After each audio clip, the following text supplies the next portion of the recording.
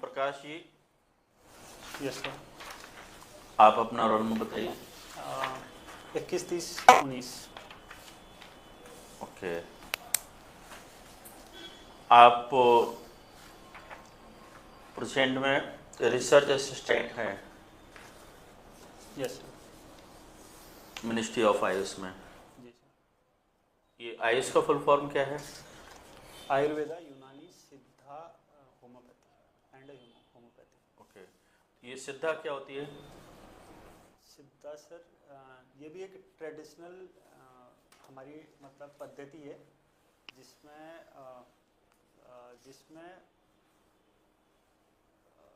आयुर्वेदिक का ही एक तरीके से हम कह सकते हैं सिनोनिम है, और जिसमें कुछ तो डिफरेंस होगा ना? हाँ, डिफरेंस है सर। क्या डिफरेंस? एग्जैक्टली। अच्छा, ये होम्योपैथी क्या है? होम्योपैथी सर, इसमें जैसे आयुर्वेद एंड होम्योपैथी है। होम्योपैथी में जनरली क्या होता है कि जो ट्रीटमेंट होता है वो on the basis of medical history की बेसिस पे होता है। नहीं, मेडिकल हिस्ट्री तो सभी में देखी जाती है, कोई भी पैथी हो सबसे पहले तो हिस्ट्री देखी जाती है। नहीं फिर प्रेजेंट यानी कि वो देखा जाता है। बिल्कुल। होम्योपैथी में जनरली क्या होता है कि मतलब जो भी आप जितनी भी सारी पैथी हैं उनको आप एक्सप्लेन करें सर, ये इस तरीके से। ठीक है सर। आयुर्वेद में सर, आयुर्वेद ये कहता है कि जो भी डिजीज है वो प्रिवेंटेशन मतलब प्रिवेंट करना है आपको, और उस पद्धति को यूज करते हुए। और आयुर्वेद पद्धति से सर कोई लॉन्ग टर्म साइड इफेक्ट नहीं माना जाता है, जबकि होम्योपैथी में यूनानी में क्या होता है? यूनानी और उसका मुझे पता नहीं सर।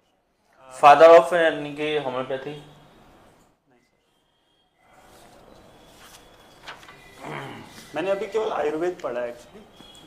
ये आपके जो भी इसमें टर्म्स लिखे हैं हर चीज़ को उसमें आपको करना है। अच्छा, ये आयुष मंत्रालय कब बना? आयुष मंत्रालय सर 2014 में। 2014 में? Yes sir. अच्छा, आप ग्वालियर के रहने वाले हैं? नहीं sir, basically from Uttarakhand, Pithoragarh. अच्छा, बेसिकली आप तो पिथौरागढ़ से हैं। ओके, अभी ग्वालियर में रह रहे हैं। तो ग्वालियर में आप 5 साल से रह रहे हैं, तो ग्वालियर के कुछ टूरिस्ट प्लेसेस के बारे में बताइए। ग्वालियर फोर्ट है, और संध्या पैलेस है, और ये टॉम्ब है। किसका टॉम है? तानसेन। अच्छा, तानसेन कौन थे ये? तानसेन सर एक म्यूजिशियन थे, और जो म्यूजिशियन थे। तो किसके दरबार में थे ये? शायद सर एग्जैक्टली रिकॉल। ओके, कोई बात नहीं। आपने ये पीजी जो है पोस्ट ग्रेजुएशन कहाँ से किया आपने? LSM PG college Pithoragarh, Kumaon university Nainital. Kumaon university Nainital. Okay, अच्छा ये बताइए कि जो आपका उत्तराखंड है तो वहाँ बहुत सारे यानी कि पर्वतीय क्षेत्र हैं, वहाँ पर औषधियाँ मिलती हैं। Yes sir. तो कुछ ऐसी औषधियों के नाम बताएं जो मेडिसिन में यूज़ होती हूँ। गिलोय मिलता है सर, और शतावरी मिलता है। कुछ प्लेसेस में अश्वगंधा भी मिलता है। अच्छा,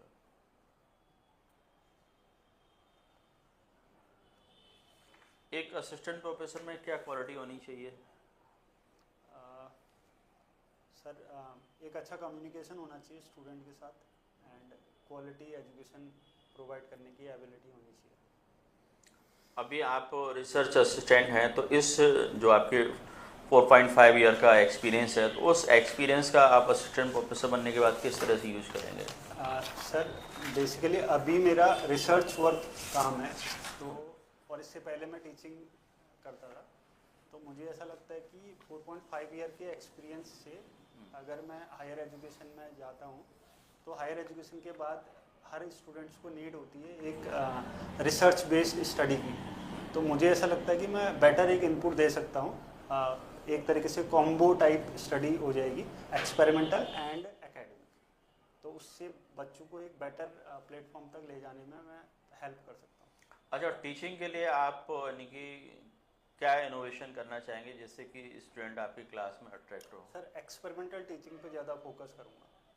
मतलब केवल उसको केवल रटाना नहीं है, एक्सपेरिमेंटली उनको समझाना है कि कोई भी मान लो एक्सपेरिमेंट है या कोई रिएक्शन हो रही है तो उसको थ्योरेटिकली समझाने के साथ साथ उसको एक्सपेरिमेंटली उनको दिखाऊंगा जिससे उनका इंटरेस्ट गेन होगा। Sir, Om Prakash ji, yes sir. Chemistry में आपका पोर्शन कौन सा अच्छा है? Physical, organic, inorganic? Sir inorganic and organic, मेरा स्पेशलाइजेशन ऑर्गेनिक है और ओवरऑल केमिस्ट्री ठीक है। फिजिकल कमजोर है कि ठीक है? वो नहीं, वो भी ठीक है।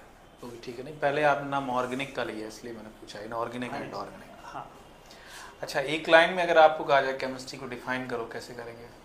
सर केमिस्ट्री एक्चुअली एटम्स, मतलब chemistry it is the study of it is the branch of science which deals with the study of chemical bonding, interaction of atoms and their physical and chemical properties. ठीक है। अच्छा, आप ये बताइए कि electrochemistry के बारे में आप क्या जानते हैं? इलेक्ट्रोकेमिस्ट्री सर इस पे इलेक्ट्रोकेमिकल सेल है, सेल होता है इनिशियली जिसमें इलेक्ट्रिकल केमिकल एनर्जी से हम इलेक्ट्रिकल एनर्जी बनाते हैं with the help of electrochemical cell. तो इस पर एक एनोड होता है, दूसरा कैथोड होता है। इनिशियली हम zinc electrode and copper electrode से हम एक इलेक्ट्रोकेमिकल सेल बनाते हैं। It anode and cathode depends upon electrochemical potential या इलेक्ट्रोड पोटेंशियल। जिसका इलेक्ट्रोड पोटेंशियल ज़्यादा होता है वो it will reduction electrode potential जिसका ज़्यादा होगा it will act as a cathode and जिसका रिडक्शन इलेक्ट्रोड पोटेंशियल कम होगा will act as a anode. तो एनोड और कैथोड हम डिसाइड कर लेते हैं इससे। फिर इलेक्ट्रोकेमिकल सेल बनाने के लिए हम उसको सॉल्ट ब्रिज से कनेक्टेड करते हैं। जो सॉल्ट ब्रिज का फंक्शन होता है कि इलेक्ट्रिकल न्यूट्रलिटी मेंटेन रखता है और आयंस को बैलेंस करता है। एंड फिर दूसरा ये है कि अगर हमें इलेक्ट्रोकेमिस्ट्री में हम स्टैंडर्ड हाइड्रोजन इलेक्ट्रोड लेते हैं on the basis of SHE, standard electrode hydrogen potential. अगर हम किसी अननोन मेटल का इलेक्ट्रोड पोटेंशियल हमें पता करना है तो हम SHE की हेल्प से वो भी पता कर सकते हैं, क्योंकि SHE का हमें पता होता है कि उसका इलेक्ट्रोड पोटेंशियल 0.00 कंसिडर करते हैं।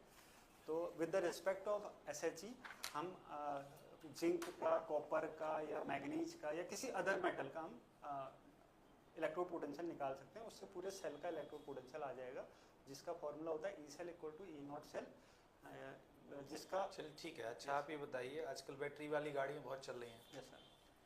उनमें आपने कभी चलाई है? नहीं, बैटरी वाली चलाएंगे। कुछ जानकारी उनकी बैटरी के बारे में? कौन कौन सी बैटरी यूज़ होती है? हाँ, जनरली सर चलिए, अच्छा, लिथियम बैटरी। एक लिथियम बैटरी यूज़ होती है और एक लेड एसिड बैटरी। बेहतर कौन है दोनों में से? सर लेड स्टोरेज बैटरी ज़्यादा बेटर होती है। तो उसकी एफिशिएंसी आई थिंक ज़्यादा है सर और ड्यूरेबिलिटी भी ज़्यादा है। लिथियम बैटरी ज़्यादा बेहतर होती है क्योंकि उसकी थर्मल स्टेबिलिटी ज़्यादा होती है, इसलिए उसके फटने के चांसेस कम होते हैं। चलिए ठीक है। अच्छा, आप ये बताइए कि जो इनऑर्गेनिक केमिस्ट्री है उसमें ट्रांजिशन एलिमेंट हैं। Yes sir. ठीक, उसमें जो इनर ट्रांजिशन एलिमेंट हैं किनको कहते हैं?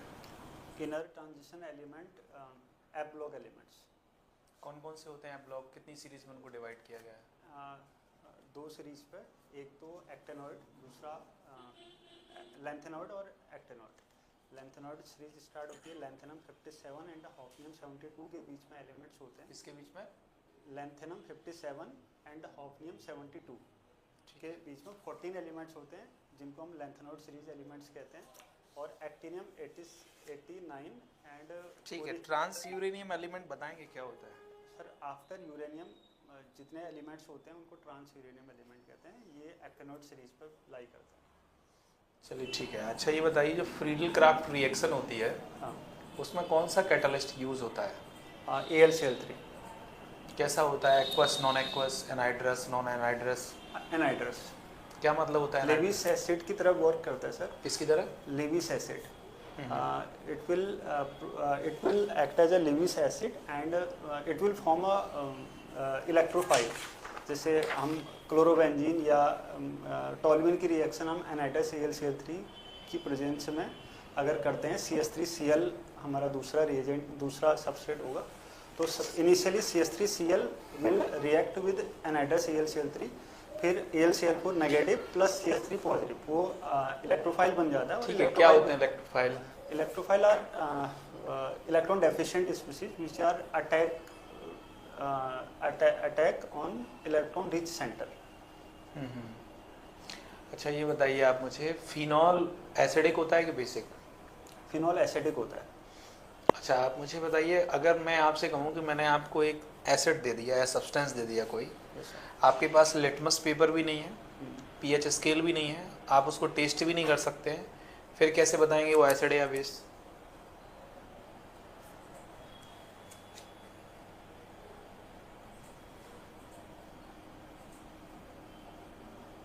उसको अगर सर इमीडिएटली बताना है या फिर टाइम ले लो आराम से, बताओ। अगर हम एसिड को सर गिरा देंगे तो एसिड बर्न कर देगा, तो इससे पता कर सकते हैं। क्या डाइल्यूट HCl बर्न कर सकता है? डाइल्यूट नहीं कर पाएगा। फिर चलो एक पॉइंट और ऐड कर दिया, हम उसको गिरा भी नहीं सकते। अब बताओ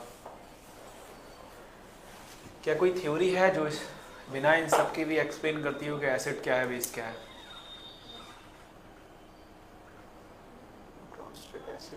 बिल्कुल, ब्रॉन्स्टेड से बता सकते हैं। अगर कोई कहे कि हाइड्रोजन भी नहीं है तो लुईस कॉन्सेप्ट से भी बता सकते हैं, है ना? लुईस, क्योंकि इलेक्ट्रॉन तो सभी के पास होते हैं। लुईस इलेक्ट्रॉन रिलेटेड लुईस का कॉन्सेप्ट है। Brønsted proton acceptor and proton donor, और आर्रेनियस तो एक्वस मीडियम पर बताता है ऐसे स्पीशीज जिनके पास हाइड्रोजन। लुईस कॉन्सेप्ट ऐसा है जो सबको एक्सप्लेन कर देता है, क्योंकि वो इलेक्ट्रॉन बेस्ड थ्योरी है। Electron based. अच्छा आप मुझे बताइए, मैक्सवेल थ्योरी का नाम सुना है? मैक्सवेल थ्योरी, हाँ, किससे रिलेटेड है? थर्मोडायनेमिक्स, इलेक्ट्रोमैग्नेटिक रेडिएशन से रिलेटेड है। इलेक्ट्रोमैग्नेटिक रेडिएशन, हाँ सर, वो स्पेक्ट्रोस्कोपी। क्या होते हैं electromagnetic radiation? Electromagnetic radiation sir long radio wave, microwave, infrared and UV और cosmic rays, all are electromagnetic radiations. Infrared का क्या काम होता है? सर इंफ्रारेड का वाइब्रेशनल करना, तब जैसे वाइब्रेशनल स्पेक्ट्रोस्कोपी है वो IR उसमें यूज होता है। अगर हम किसी मैट्रिक्स में, अगर हम कंपाउंड में अगर हम IR डालते हैं तो कंपाउंड अपनी एक्सिस पे वाइब्रेट करता है, तो उससे वाइब्रेशनल स्पेक्ट्रोस्कोपी जनरेट होती है।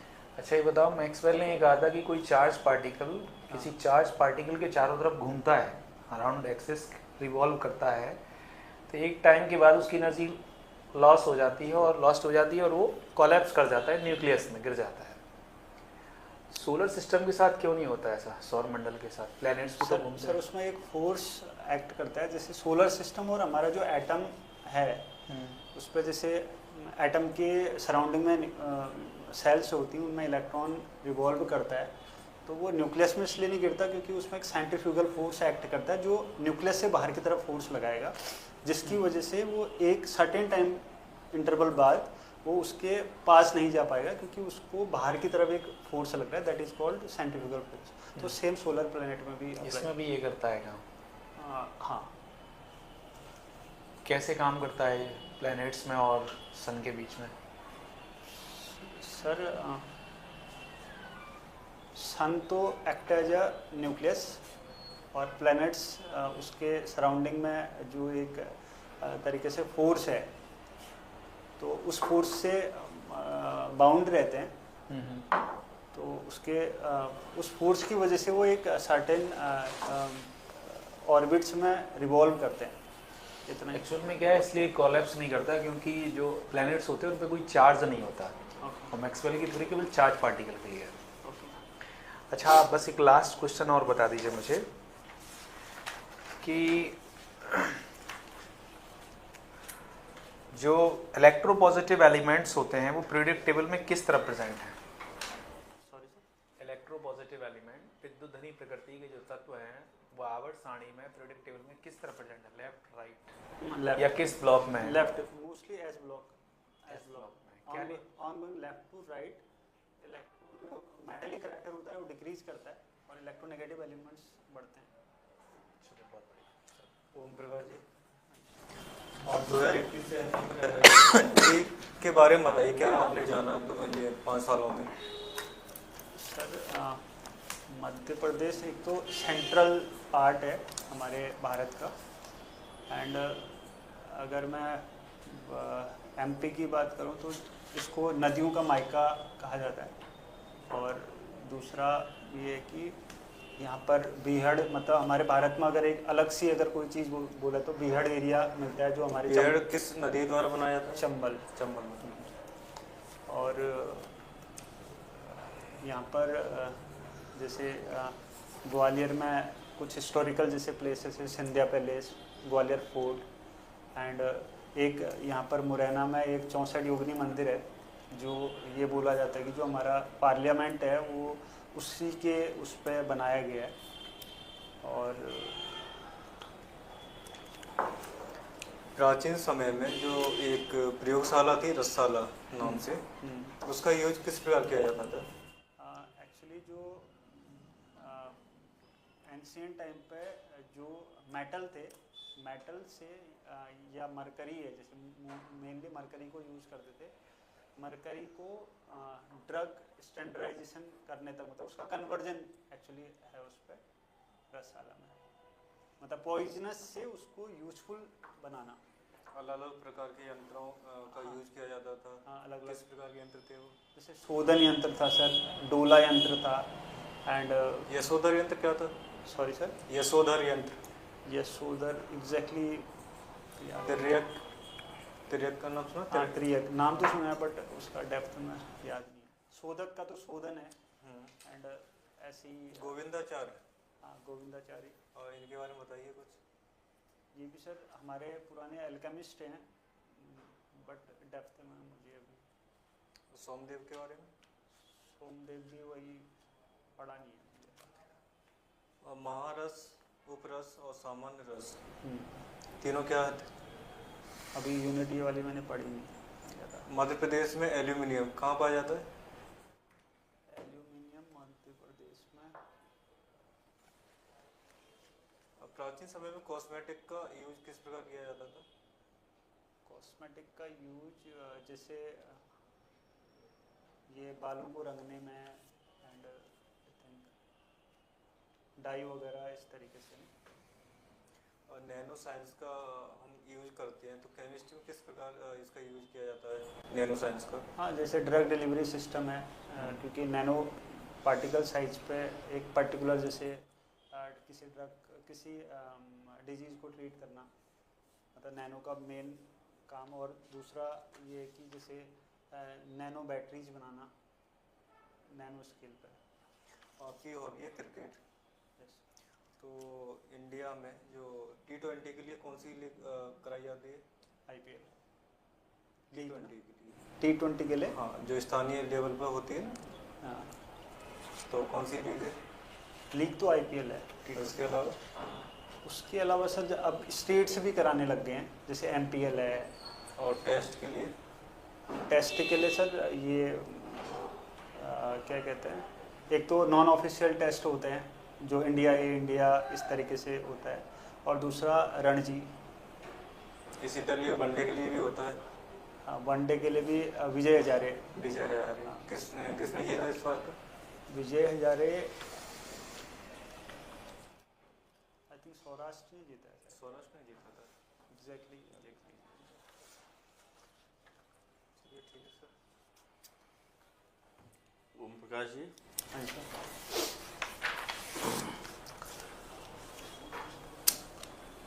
देखिए आपका जो केमिस्ट्री वाला पार्ट है वो ठीक है, बट जो कुछ बेसिक चीज़ें हैं पर्सनालिटी से रिलेटेड उनमें आप थोड़ा सा गलती कर रहे हैं। जैसे आपका सिटिंग जो पोस्चर है ना वो प्रॉपर नहीं है ना, और आपका हैंड मूवमेंट बहुत ज़्यादा ही हो रहा था, आपका बॉडी पोस्चर भी प्रॉपर नहीं है, आपका ड्रेस तो चलो ठीक है कैजुअल है, आई कांटेक्ट भी स्टेबल नहीं है आपका, चेहरे पर नर्वसनेस दिखाई दे रही है आपकी।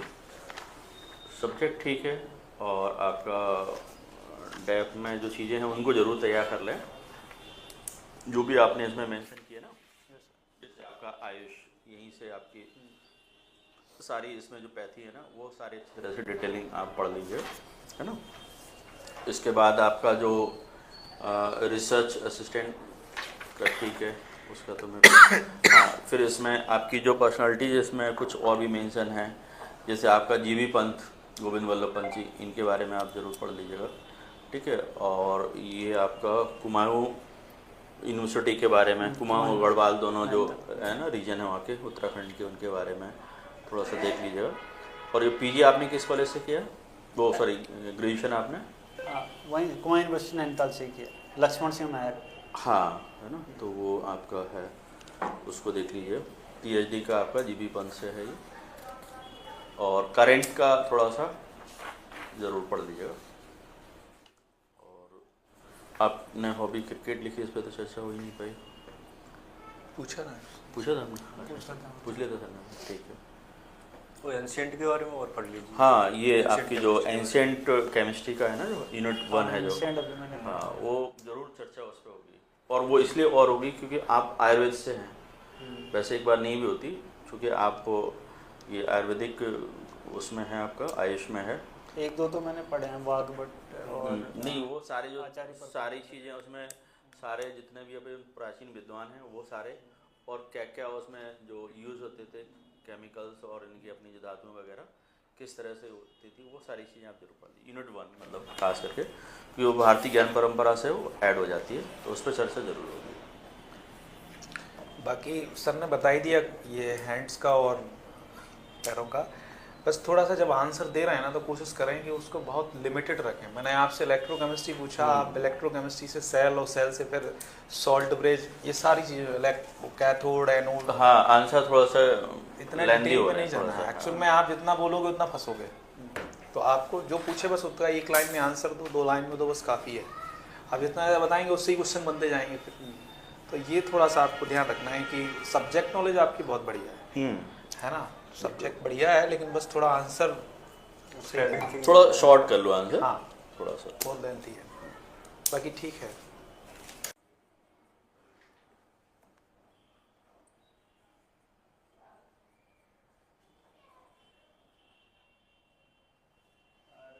रेजोनेंस की जो कंडीशन होती है सर, कॉन्जुगेशन कंपाउंड में प्रेजेंट होना चाहिए, लाइक सिंगल डबल, जैसे बेंजीन।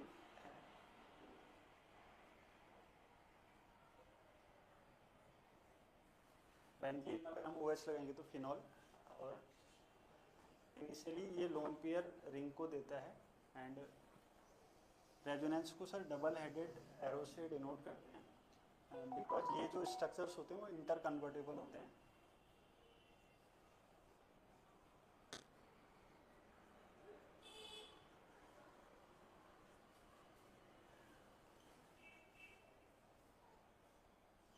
फिर अगेन जो चार्ज है, नेगेटिव चार्ज डिलोकलाइज कर रहा है, तो ये नेगेटिव है, ये वाला एंड पॉजिटिव बनना चाहेगा, and positive negative simultaneously bond break, bond formation हो जाता है,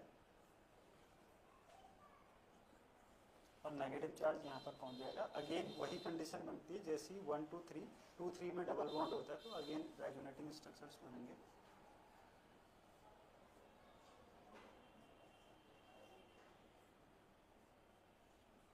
और फाइनली ये न्यूट्रलाइज हो जाएगा।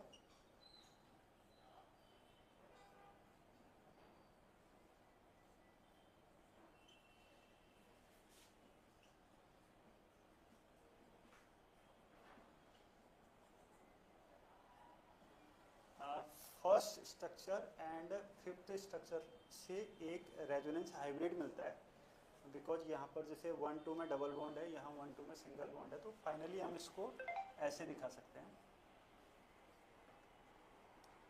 मतलब नेगेटिव चार्ज पूरे रिंग में कहीं ना कहीं डिलोकलाइज हो रहा है।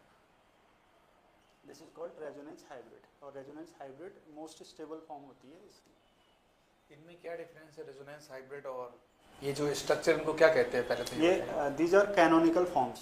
क्या मतलब होता है कैनोनिकल का? Canonical means sir interconvertible forms होते हैं which are unstable contributing structure. Contributing structures. अच्छा, ये रेजोनेंस हाइब्रिड जो है इसकी एनर्जी इन सब के इक्वल ज़्यादा कम क्या होती है? सर इसकी एनर्जी कम होती है। रेजोनेंस एनर्जी या एनर्जी? हाँ रेजोनेंस एनर्जी। क्या डिफरेंस है? रेजोनेंस एनर्जी सर ज़्यादा होती है एंड एनर्जी आपका कम होती है। कैसे मेजर करते हैं रेजोनेंस एनर्जी को? रेजोनेंस एनर्जी को सर एग्जैक्टली रिकॉर्ड ठीक है। ये आपने ऑक्सीजन पे एक लोन पेयर बनाया है, एक ही होता है, दो होते हैं, तीन होते हैं? एक तो नहीं लोन पेयर होता है। एक्चुअली मैंने एक लोन पेयर इसलिए बनाया तो कंट्रीब्यूट कर रहा है। ठीक है।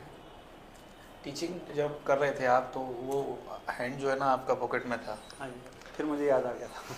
फिर आपने बाहर निकाला है ना। दूसरा, जब आप स्ट्रक्चर बना रहे हैं तो कोशिश करिए कि बच्चे एंगेज रहें, क्योंकि जब आप बना रहे होते हैं आप शांत हो गए, हम लोग बातें करने लगते हैं।